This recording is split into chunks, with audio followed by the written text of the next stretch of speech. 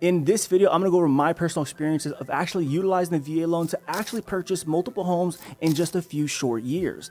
Now with this, I'm gonna go over my pitfalls, what I wish I would have known, and what I could have done better to actually make sure that my experience going forward is going to be better the next time around. Of course, that did help on the next transaction. My goal is to ensure that my brothers and sisters are actually able to utilize this loan with not only the confidence, but the knowledge to proceed for that they are buying the house in the correct way and not leaving anything on the table. Now, if you find any value in this video, do not hesitate to like and subscribe, as well as share this video to all your friends and veterans, because it does help the algorithm actually push this forward. So you know what? Let's give some people value. My name is George Rodriguez, Realtor with eXp Realty, 10-year veteran of the United States Army. They got me for 10, and that's all they were getting. I was out, all right? Allow me a few moments a day to be a realtor.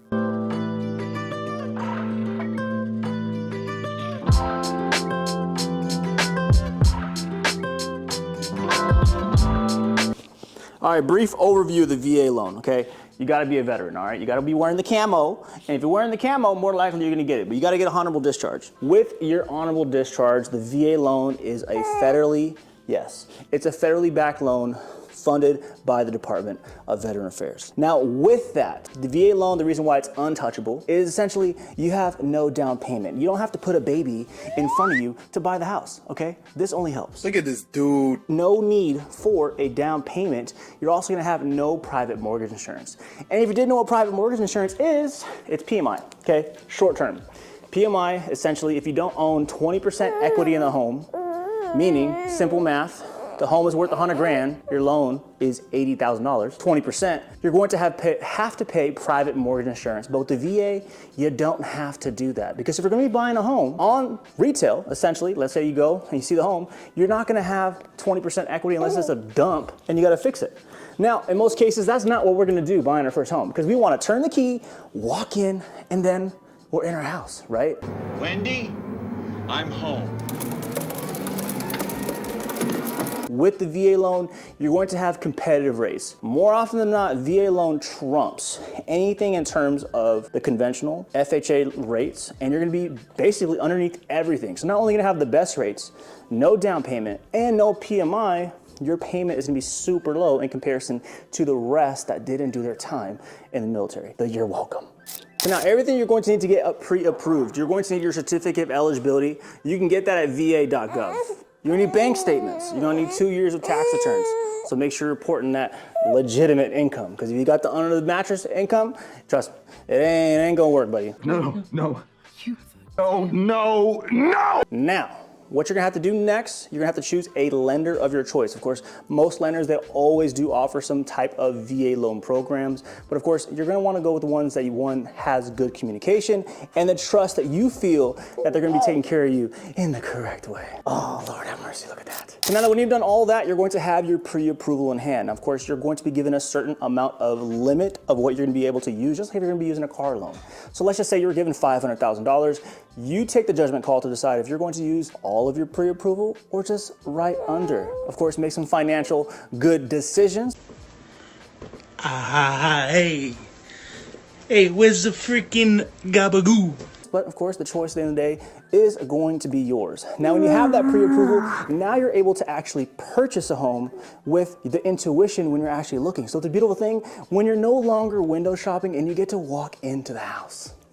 Now, when you're actually entering in all these homes and you're actually able to see these, see, touch, feel, and actually see if this is going to be something for you or not. With that, having a knowledgeable real estate agent to actually give you the correct knowledge and information to ensure that when you put your contract forward, you understand that you're able to actually ask for money back. You can actually have the seller pay for all of your closing costs or even assist you with repairs when you're going to be proceeding forward. Now, don't feel like when you actually enter into a contract that there is no way to get out. You can have buyer's remorse, okay? Everyone's a human being and it's okay to have that. So don't be scared and hurting any feelings. Because the only feelings you're going to hurt at the end of the day is yours, because you're going to hate the house. With whatever lender that you are going to be choosing to actually work with, you have to understand that every single zip code has its own VA entitlement.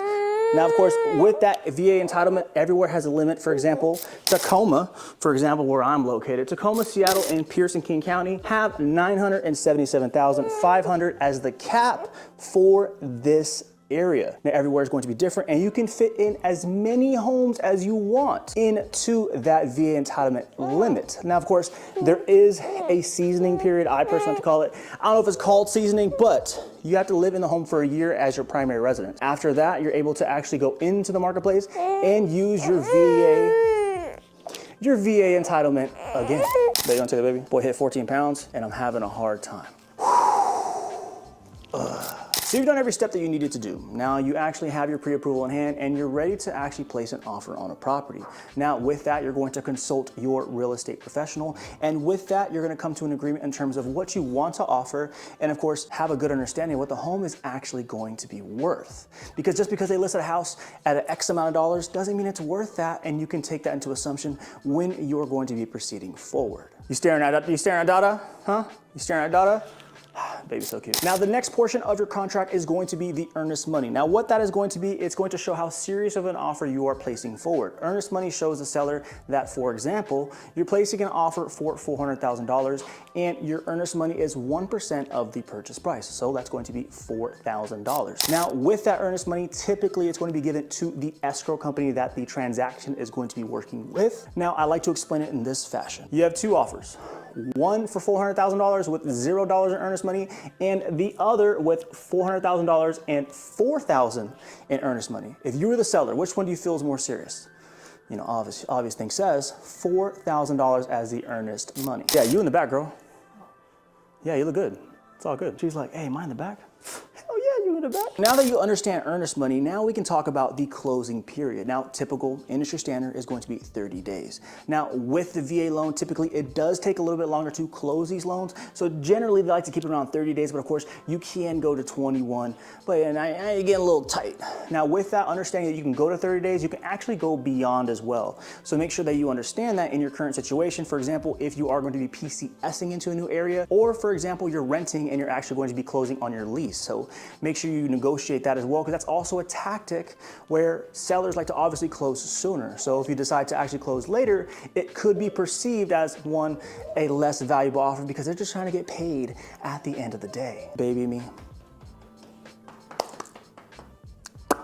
Yeah, boy, hey, he's solid. Hey, he's solid, man. Look. The baby is back. Now, with you understanding the closing periods, you're actually able to go into the next portion that you're able to negotiate with the seller. That is going to be being able to get some closing cost assistance to you because yes, the VA loan is 0% down payment, but there is closing costs. Now, with that, I wish I would have known when I was buying the house because I thought I was gonna come in with $0 down. And then I was told at the end, hey man, you're gonna need $13,000. Yeah, I didn't have that back then. So you're actually able to, one, negotiate that with the seller or possibly finance the amount into your loan at the end. But of course, that's gonna be more the lending side if they're able to do that for you. Now, with you being able to actually negotiate the closing cost assistance, with closing costs, what is going to be a part of it, your first month's mortgage payment, your lending fees, your escrow fees, as well as front-loaded property taxes for your house that you're purchasing. Now with the VA loan, there's also a VA funding fee. Now, of course, at the time when I bought my first home, I didn't have any disability. You need at least a 10% disability to have this waived. Now, each time you use the VA loan and you don't have any disability, that VA funding fee gets increased each time. So for me, it caught me off guard. So now you're welcome. Now you're not gonna be caught off guard. He looks so happy and content. Now you're soon gonna realize and get heartbroken that not every home is going to be VA eligible. Now why is that? Well, when homes are being sold as is, or if there's any structural integrity issues, or for example, you see anything in the description that says investor alert or bring a tool bag or sweet equity, the home is probably going to be in distress of some sort. And the VA loan is not meant to be an investment loan. Now, when the VA appraiser actually comes in to view the property, one, they're going to assess the value of it, but two, they're going to ensure the structural integrity and that the home is habitable. For example, if the roof is structurally fine, if the foundation okay, and then also if the siding, if it's peeling too much, they're going to force the seller of any type of coding violation to fix that issue, or you are not going to get the funding to actually purchase the home.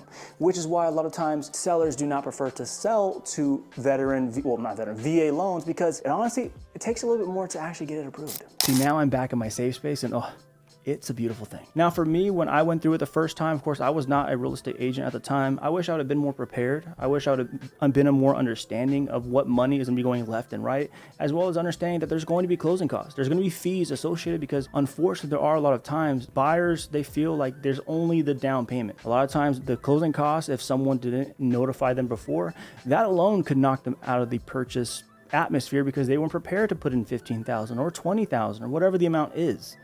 Now, I wish I also would have been more understanding and patient because a lot of times when you're doing these new transactions of, you wanting to buy a home, you want answers now. And a lot of times you may be asking the wrong side. And hopefully that when you're working with anything in terms of the contract basis, think about the contract, going to be the agent. If it's money, more than likely it's going to be the lender because they're the ones that are facilitating the pre-approval and the final approval to make sure that you're going to be eligible to actually purchase the home. Now, I didn't have any bad experiences at all, thankfully, but of course I can't speak that for everyone because I've heard good and bad on both sides. Now, for your experience, leave a comment down below for what you feel was either good or bad in your transaction and what you feel could help the next person when they're actually deciding to use their VA loan benefits to actually purchase the home for themselves or family. If you are finding anything at all helpful within this video, don't forget to like and subscribe. And if you find yourself in a position where you're actually ready to utilize your VA loan benefits to purchase a home, or if you have personalized questions or even wanting to sell one as well, my contact information is going to be down below. My name is George Rodriguez with eXp Realty, and you have a good day.